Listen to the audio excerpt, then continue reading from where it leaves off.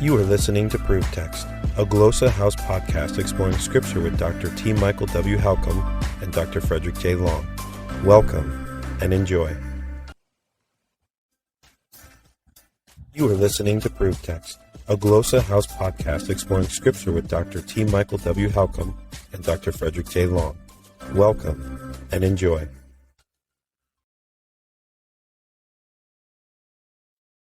Hello and welcome to ProveText. I'm Michael Halcomb and I am here with Fred Long, and we're trying some new stuff. We're trying to get the hang of doing this video podcasting, and so it's good to be here. We're going to talk about Galatians today.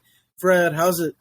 Hey, pretty good. Yeah, we just had a tornado come through Kentucky, so that was a little bit bizarre, but a lot of rain. But, it's like 60 degrees in January, so not bad. Wow, 60 degrees in January. Well, yeah, ripe for tornado stuff. Yeah. Yeah, wow. I remember those days. Yeah, you doing well? Yeah, I'm doing all right. We don't really get tornadoes out here. We get these ocean tornadoes, which are pretty wild. It's a tornado that happens out offshore, and same thing, funnel clouds just rolling across the ocean. They call them spouts, I think, is what they're called. Yeah. Cool. Pretty wild. Yeah, I bet. So, we're continuing to talk about Galatians, and I think we're at Galatians 4, 8, and 9. Is that correct? Yeah. Let's do those two verses. That'll leave us then 10 and 11 next time. So, yeah. Sounds good. Well, I'll start. I'll get us going by reading the Greek. And, verse 8, which is pretty short, sounds like this. Ala tote men uk idotes, theon, edolevsate tius fusi, me usi theus. All right. So, but we have an ala tote, but then on the one hand, the tota means then or at that time, and then men is a connector that usually works with a corresponding de. So it sets up on the one hand this, and then on the other hand that. So we're going to get the first part of that. We're going to see the de in verse 9 after the little bit of a break that we have. So, but at that time, on the one hand, not knowing God, you were enslaved to the gods not being by nature gods, to those not by nature gods, to those ones by nature not being gods. All right, so do that again. Give us a smooth translation. Yeah, but at that time, on the one hand, not knowing God, you were enslaved to the ones who were not or are not by nature gods. Gods in the plural, yeah. So, you have these two participles on the other side of the main verb. So the main verb is you were enslaved. It's aorist tense. And the first participle is idotes, which is a perfect form of orao, means to see. And it provides a framework. Maybe when you didn't know God, we might translate it in a temporal sense. When you didn't know God, you were enslaved. And then, so after that, then we have another participle, which is working as an adjective to modify the use. So tous theus, and that tous theus is the word gods in the plural, and that is modified by this participle usin. Now, usin is negated with me. Usin is the present participle of the verb imi. It's in the dative masculine plural in agreement with theus. And so not being, and then that's what it means, not being. And then you have fusi. phusi is by nature. That's dative case. It's from phusis. So it's kind of a little bit of an idiom, by nature.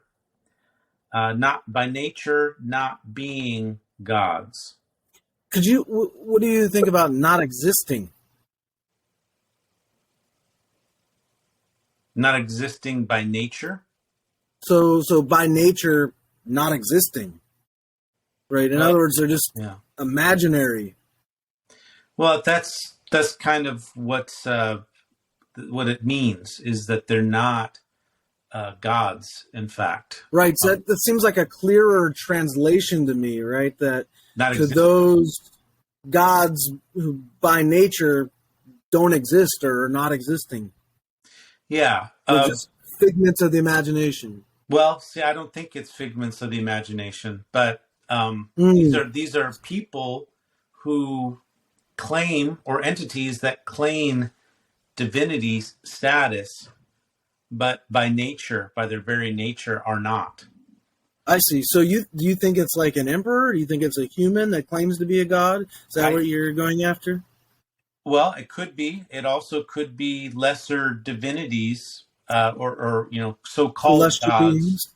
like lesser beings, that masquerade as gods and powers, like Zeus and other kinds of divinities. Right. So basically, the pagan pantheon of divinities, which these were very real for people. I mean, they're depicted all over in architecture, sculpture, seen in parades, venerated. People are doing magic to these gods or other gods to try to control other gods and their fates and fortunes. And this whole world was very real to people. And so Paul is saying that they're not actually gods by nature, but you were enslaved to them. And it could include emperors. Yeah. This is, to me, I could be way off here, but I feel like this is a turning point in the letter, or even more particularly, a turning point in this chapter. I feel like the first up to the first 7 verses of this chapter, he was talking to a primarily Christian Jewish audience, or Jewish Christian audience. But it seems to me at verse 8 that he now turns and is focusing his gaze on a more formerly pagan or Gentile Christian part of the audience. And I could be off there, but it's almost like I could imagine a house church or a synagogue. You have a group of people sitting over here who have predominantly Jewish background, and then over here predominantly Greco-Roman background. And for the first few verses, he's talking to these people and how they were enslaved under Torah. And then he turns to these people and says, you were formerly enslaved under lesser divinities or supposed divinities. That's kind of how I read it, but I could be off. I'm curious about your thoughts. Like, it seems like an odd shift. To make that case, I would look at the la tote more as an idiom than two distinct words necessarily. Like, so it's a single idiom, like previously, formerly. Yeah, the Allah, we have to take the Allah seriously. Allah marks correction. And so what's being corrected here, I think the correction maybe doesn't work so well. Like in our mind, we think of it, maybe this correction here is more of a contrast. So he said, so that you are no longer a slave, but a son. So that's what he previously said in verse 7. And if a son, then you're heirs of God. But that's not the whole story. That's the reality now, but that's not the whole story, because at one time, when not knowing God, you were enslaved to things that mimicked God, although not actually being in existence. God. This is why I think he's shifting audiences here. Like, I don't think he's shifting. Yeah, I don't. I think the way he's talking in. Yeah. Go ahead. Yeah, good. I just think the way that he's talking, well, I guess because he's mentioned the law. Yeah. Yeah. Coming from a woman, coming under the law. This is verse 4. This God sending his son. Yeah. Okay. I might be able to agree with you. Yeah. I think I could be convinced that he is beginning to shift, and then maybe that Allah is a part of that shift as well. You're often talking about emphasis, and I'm grateful. Like, I appreciate that. And when I look at this verse 8, chapter 4, verse 8, I mean, those first 5 words, like the Allah tote men uk idotes, like you have the conjunction there, and then you have the adverb, and then you have the other conjunction, the men, and then the negative adverb followed by the participle, and like that seems to me to be a whole lot of front loading, and it's like a dramatic or an emphatic almost shift. I don't know. Like, yeah, okay, so there's kind of these weird, I mean, it really starts out with 4 adverb particle type words. Yeah. And then this participle.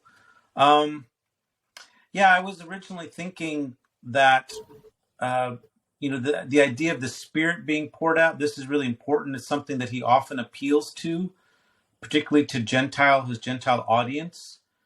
But he does say our hearts in verse 6, which would include him as a Jew, but then also probably them.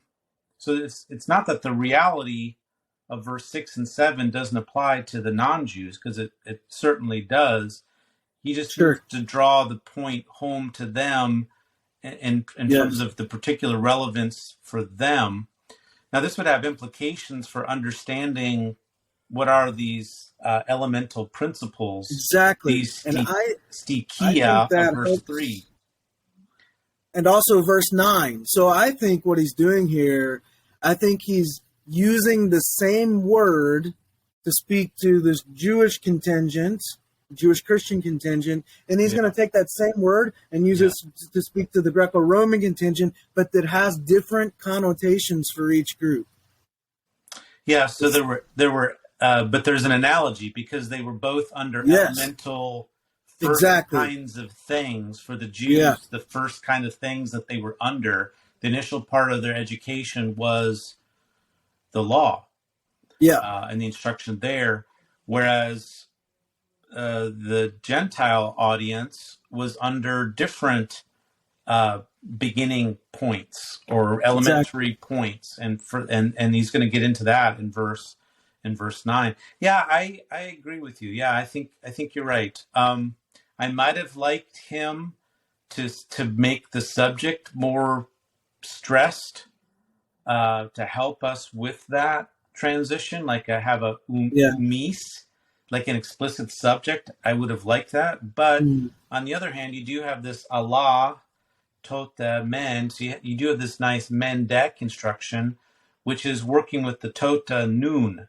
So on the one hand, at that time, but now on the other hand, so we're going to see that when we go to verse 9. So there is this nice structural parallelism, and certainly what he's saying in verse 8 and 9 would not have applied to the Jews. It should not have applied to the Hebrews. Yeah. Exactly. Yeah. Well, excellent. Well, let's pause there, unless you have any other other things you want to say about this? No, I think that's good. Well, let's pause there. We're going to try something new. We're going to try to run an ad or a promo for GlossaHouse right in the video podcast. First time doing this. We'll see how it goes. And then we'll come back and we'll look at verse 9. But for now, check this out. Interested in growing your ancient language skills but not sure where to start? GlossaHouse can help. From illustrated readers and short stories to lexicons and grammars, GlossaHouse offers a variety of resources for beginning, intermediate, and experienced ancient language learners. Head to GlossaHouse.com today. GlossaHouse, language resources for the global community.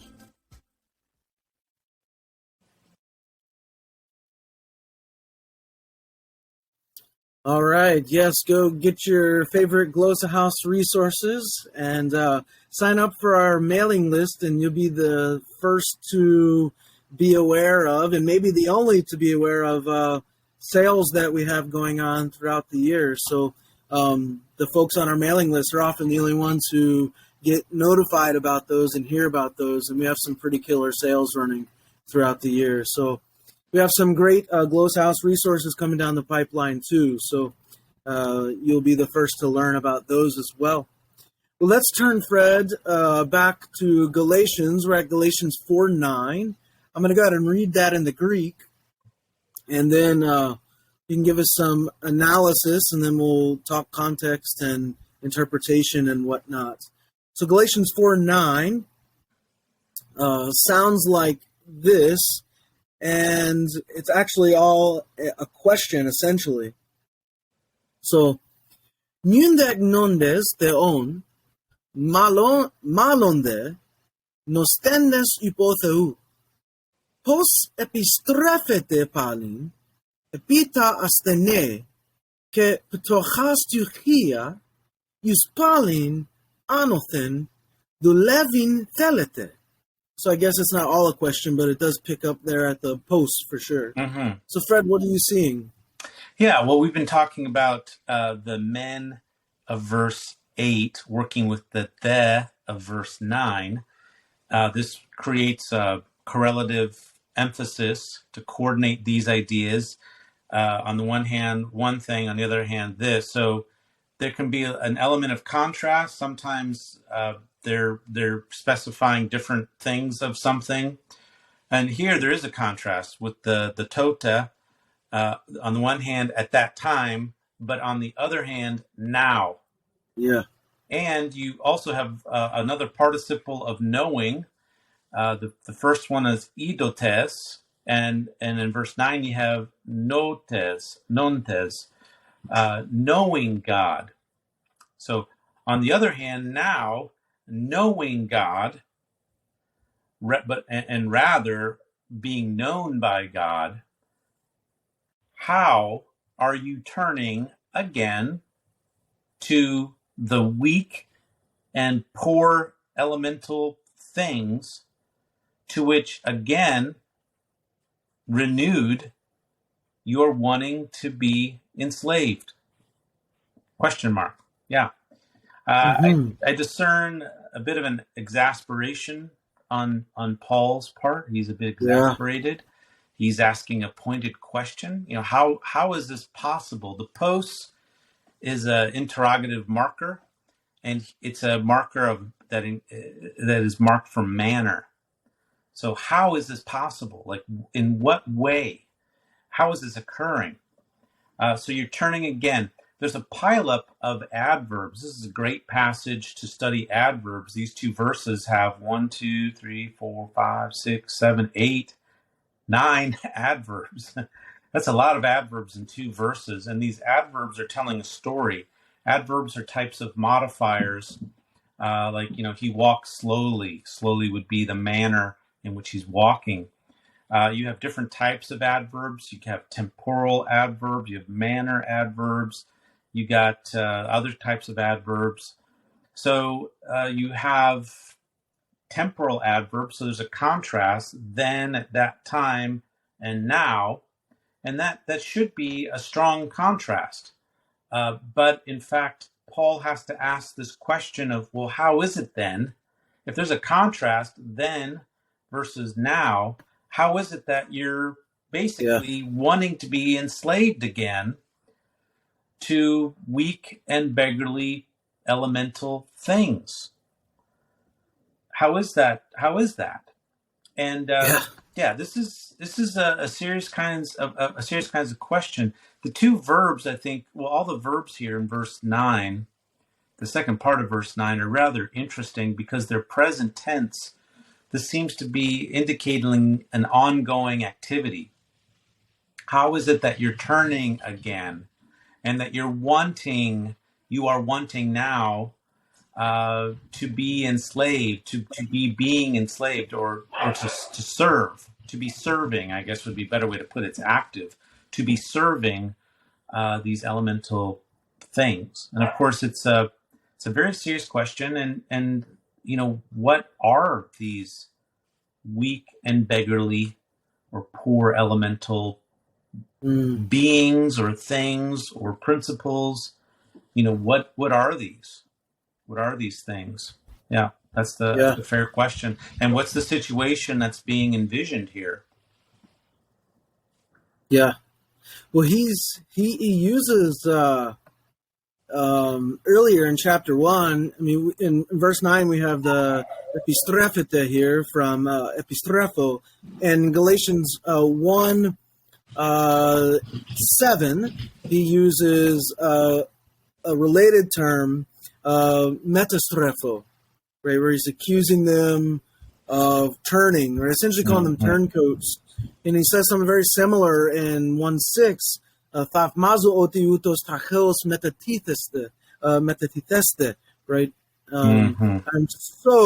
I'm shocked at how quickly you're changing. And again, it goes back to that whole negative perspective on change, but these being turncoats here, and like the double Pauline here, like, yeah, I agree with you. There's a lot of exasperation. Yeah. So this turning, this idea of turning, might be, I guess one other quick point before we even think about some interpretive options here is I love this idea of how he turns the idea of knowing God. It's not so much that we know God, but that you're known by him. And right. This would be particularly significant in the pagan world, where people are trying to get the gods' attentions and trying to win over their good favor. And there's a lot of worry and anxiety about that. And Paul says, look, he knows you. He sees you. He knows you. You don't have to do anything extra. It's not so much about us knowing God, it's about God knowing us. He makes this point in 1 Corinthians. He says that, in 1 Corinthians 8:3, but if anyone loves God, he is known by him. Now, it's significant that this is coming up in I think, a similar context where he's talking about things sacrificed to idols. That's what he says next. If anyone loves God, he is known by him. Verse 4, therefore, concerning the eating of things sacrificed to idols, we know that there is no such thing as an idol in the world. And that there is no God but one. Okay, so now we're on some common turf here. We're dealing with gods and who are gods and what is real and how do we orient our lives in this world. And then he says this in verse 5. This is 1 Corinthians 8:5. For even if there are so-called gods, whether in heaven or on earth, as indeed there are many gods and many lords, for us there is one God, the Father, from whom are all things, and we exist for him. And there's one Lord, Jesus Christ, by whom are all things, and we exist through him. Okay, so we're dealing with a phenomenon here that I call imperial paganism, and that is that you have the emperor, who is the highest priest, the Pontifex Maximus of paganism, that is the worship of the gods and divinities in the ancient world. And so he is a representative of those divinities. He is worshipped as a god himself, even while he's alive, especially when he's dead. And so he is a Lord. He's called Lord as well. He's called God as well. So I would suggest that the type of issue going on here is that the Galatians are worshiping or being tempted to worship these divinities once again. Now, this view is really pushed home hard by Troy Martin, and it's a minority view. In fact, major commentaries write him off and to say, how can this be? Right. So according to Troy's perspective, and he might be someone interesting to invite onto our podcast. I really respect Troy. He's got such a humble and demeanor, and is very serious-minded, takes Scripture very seriously, and does very heavy-duty historical work.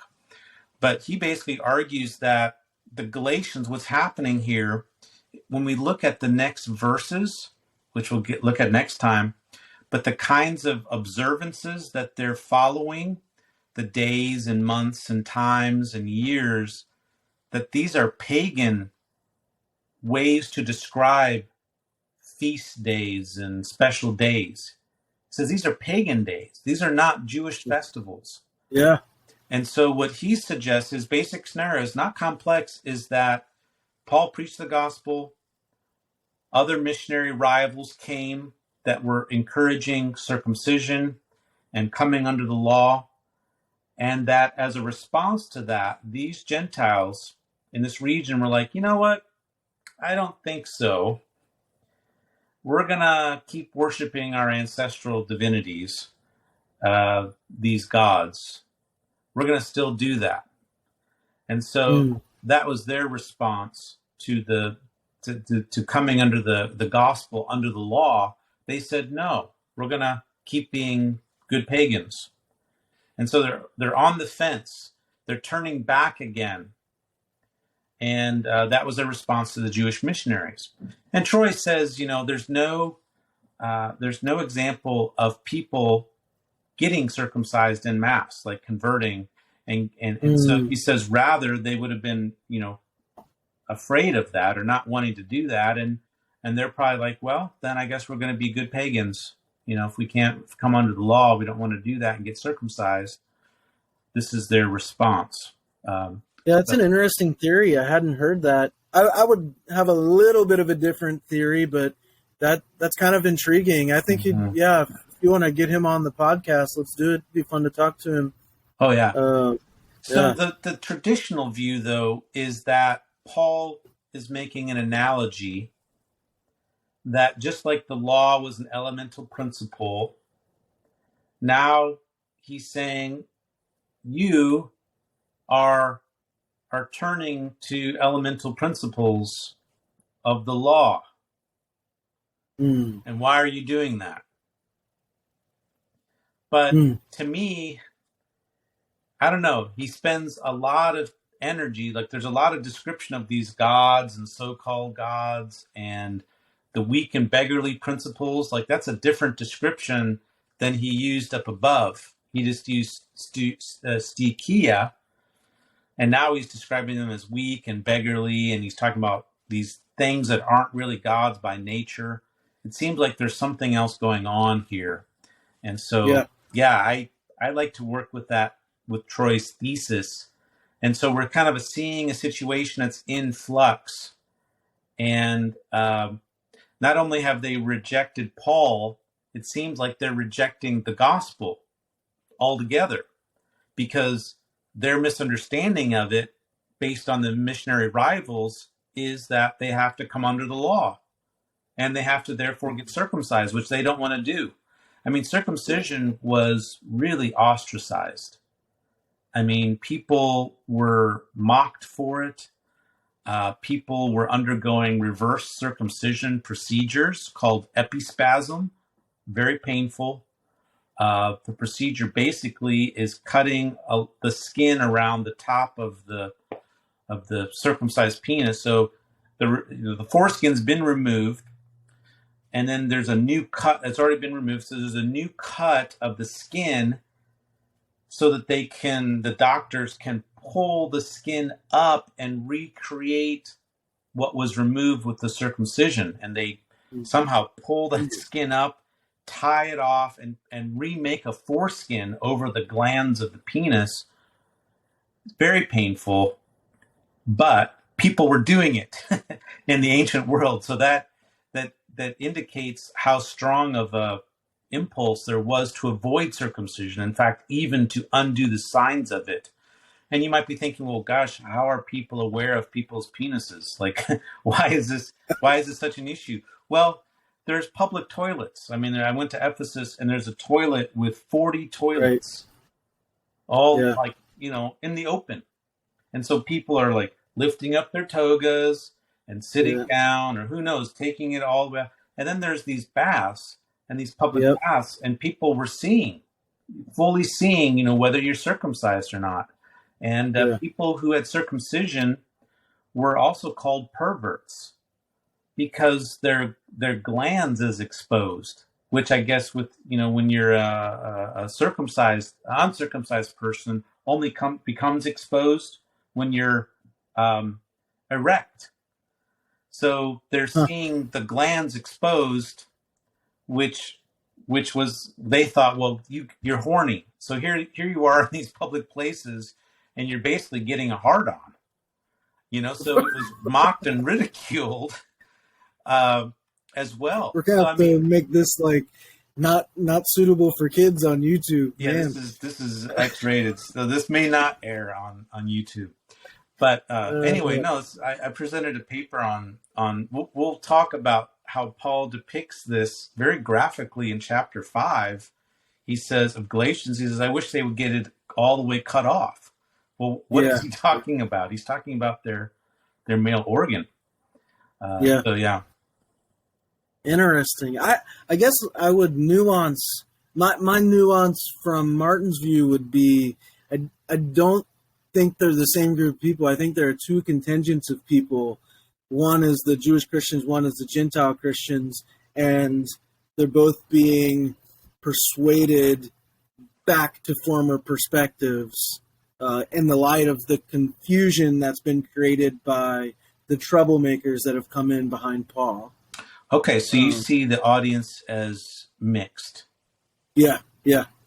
So what evidence do you have? I guess that's a big question, but what's your strongest evidence for a strong Jewish contingent rather than Paul just speaking to a mainly Gentile audience? Yeah, I mean, I don't know if I would say a strong contingent, but nevertheless a contingent. He begins, we've talked about this already in 1:3 with the standard Jewish Gentile greeting, Charis Yumin Ke'irene, right? So the grace and peace, you have that kind of interesting, that kind of thing. And then, of course, he's using the law language all throughout, which has to mean there was a Jewish contingent there. And even in 6, he's talking about the law of Christ. He uses the analogy of Jerusalem. And then in Galatians 3 at the end, he talks about there's neither Jew nor Gentile or Jew nor Greek. And so I think there are clues all over that we have a mixed audience. Yeah, I that's interesting. I'll have to keep thinking about that. I could argue that those Jewish things that he's mentioning were brought into the situation by the Jewish missionary rivals such that Paul has to deal with them. Paul has to name them and argue about them. So the fact that he's referring to them, I would say, does not necessarily mean that the audiences. Yeah. So we would, that's something to think through. There's a certain level of mirror reading almost that has to take place, right? Like on both everybody. We're trying to unavoidable. Fill in the gaps. Yep, exactly. Yeah, we're trying to fill in the gaps, and that can get a little dangerous, and we don't want to be too speculative. Well, there's the grammar is a little bit gnarly here a little bit. You do have a relative pronoun at the end of verse 9. I think questions can be tricky for students, and you do have a lot of participles. So, that makes this verse a little bit tricky. You see some neat things though, but then you have an interruption. So verse 9 is, but on the other hand now, knowing God, but then Paul qualifies that with a subordinate participle clause with a that. So that is adding like a new point, like another quick point, but more even being known by God. It's almost like it's a little aside, although it's not so little. I think it's a clue to understand some of the context, taking us back to previous or a later context where Paul deals with paganism in 1 Corinthians 8. And then he has What this do you? question. Oh, Yeah. sure. I had a question for you. And Greek students may be curious about this. Just the similarities and or differences between ido and ginosko. Yeah.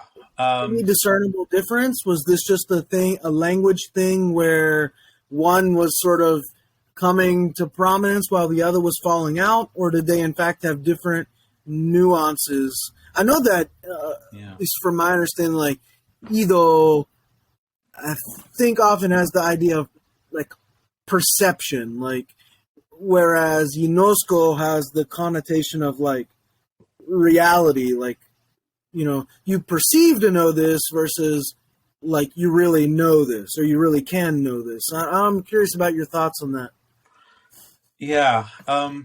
That's a question I've had for a long time because there are a lot of different verbs for knowing. So, ida is perfect tense and form. So in my mind, the perfect tense is more prominent. It's used less commonly. And I tend to see this verb as a more prominent verb form.